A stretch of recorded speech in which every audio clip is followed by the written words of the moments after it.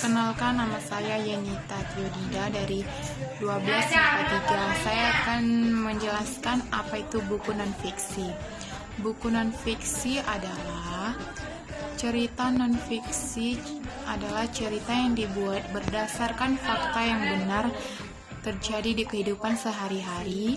Dengan kata lain, cerita non-fiksi adalah cerita yang benar terjadi, bukan imajinasi pengarang, sehingga semua hal yang dituliskan benar terjadi dalam kehidupan sehari-hari dan bukan rekayasa. Ciri-ciri buku non-fiksi adalah menyajikan temuan baru atau menyajikan temuan yang sudah ada namun diperbarui menggunakan fakta yang ditemukan kembali.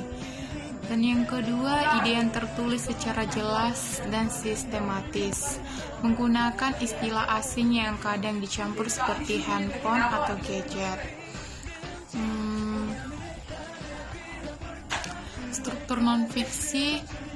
1. Orientasi. Bagian ini berisi tentang pengenalan tokoh yang terlibat dalam cerita, dan bagian ini pula yang menjadi bagian awal dari penjelasan dari teks cerita fiksi di sebuah novel.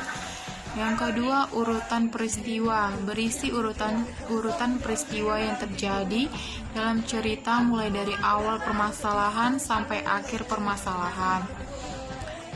Reorientasi merupakan akhir cerita yang berisi kesimpulan suatu cerita dan menjadi penutup yang berisi amanat dan pesan moral yang dapat dipetik atau diteladani dari teks cerita fiksi. Langkah-langkah menganalisis buku non-fiksi: membaca teks ulang dalam buku, memahami teks dalam buku, menyimpulkan amanat yang tersirat ataupun tersurat teks ini. Kaidah kebahasan buku non-fiksi: menggunakan kata baku yang terkesan resmi dan formal, cerita yang dituliskan terkesan santai, cerita demi cerita yang terjadi di kehidupan sehari-hari, mengungkapkan kata asing yang belum termasuk kata serapan.